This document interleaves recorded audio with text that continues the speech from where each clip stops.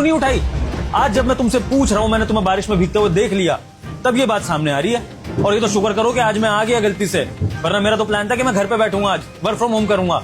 अगर मैं घर पे रहता तो फिर तो मुझे पता ही नहीं लगता कि तुम्हारे साथ क्या हो रहा है। क्या पता कल को खबर आ जाती कि राहुल को कुछ हो गया, फिर मैं किसको जवाब देता? राहुल, थोड़ी तो समझदारी दिखाओ। आपको पता है, हम जैसे इंसान कुछ बोल नहीं पाते, हमें इशारों पर नचाया जाता है। हम गरीब है ना, इसलिए। मैनेजर साहिबा हमें नचा भी रही है, और आप जब भी हमारे सामने आते थे ना, हम हिम्मत जुटाते थे, आपको सब कुछ बताते और सब कुछ ठीक करते। फिर याद आता था अगर नौकरी चली जाएगी ना तो दिक्कत बढ़ जाएगी, क्योंकि वो बहुत गुस्से वाली है। वो तो बोल रही थी कि तुझे झूठे यहाँ पर चोरी के इल्जाम में फंसा दूंगी, फिर जेल में बंद करवा दूंगी, ऐसे ऐसे धमकी दे रही थी, इसलिए नहीं बताया। साहब क्या करें, मजबूर है ना। राहुल, मुझे बहुत अफसोस है कि तुमने अपने बॉस को सही से जाना ही नहीं है। तुम इतने सालों से यहाँ पर काम कर रहे हो और तुम ये बात भूल गए कि तुम्हारा बॉस सही का साथ देता है हमेशा। और इससे पहले भी ऐसा कभी तुमने देखा ही होगा कि किसी के साथ गलत हो रहा है तो सबसे पहले आवाज मैं उठाता हूँ, मैं सजा देता हूँ लोगों को अगर कोई किसी के साथ गलत करता है तो। और राहुल, इस केस में भी मैं इंसाफ करूंगा तुम्हारे साथ, लेकिन तुम्हें मुझ पर भरोसा करना होगा। मैनेजर मैडम का डर अपने मन से निकालना होगा और मेरी बात माननी होगी। तो मेरी बात सुनो, जैसा जैसा मैं कह रहा हूँ वैसा वैसा करो।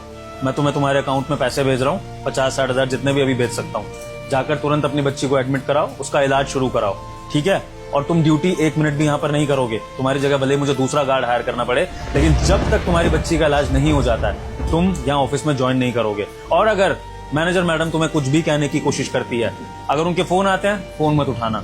और अगर कभी वो तुम्हें फिजिकली मिल जाती है और तुम्हें परेशान करती हैं तो उनको खींच के थप्पड़ भी मार सकते हो, ये राइट मैं तुम्हें दे रहा हूँ। उनको समझाना कि बड़े साहब ने ऐसा बोला है करने को, फिर देखता हूँ मैनेजर मैडम तुम पे कैसे जुल्म करेगी। साहब ये सब तो ठीक है, पर आप मुझे नौकरी से तो नहीं निकाल रहे हैं ना?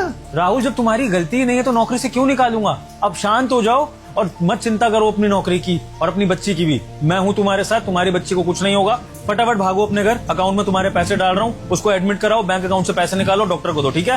जी, बहुत बहुत शुक्रिया आपका। जाओ। हाँ हर्षिता मैडम, इनको बुलाना पड़ेगा अब। जी सर, आपने मुझे बुलाया था। जी मिस हर्षिता, जरा एक बार मौसम देखिए, कैसा लग रहा है आपको ये मौसम? मौसम तो बहुत अच्छा है सर। कितना बढ़िया हो ना। अगर इस तेज तरार बारिश में आप भीग जाएं और इस बारिश का मजा लें।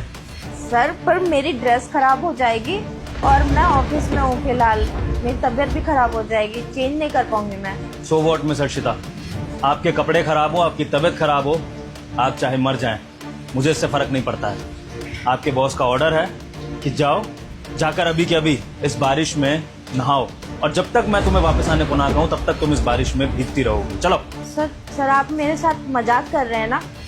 आप सच में मजाक ही कर रहे होंगे? हर्षिता, मैं मजाक के मूड में लग रहा हूं तुम्हें?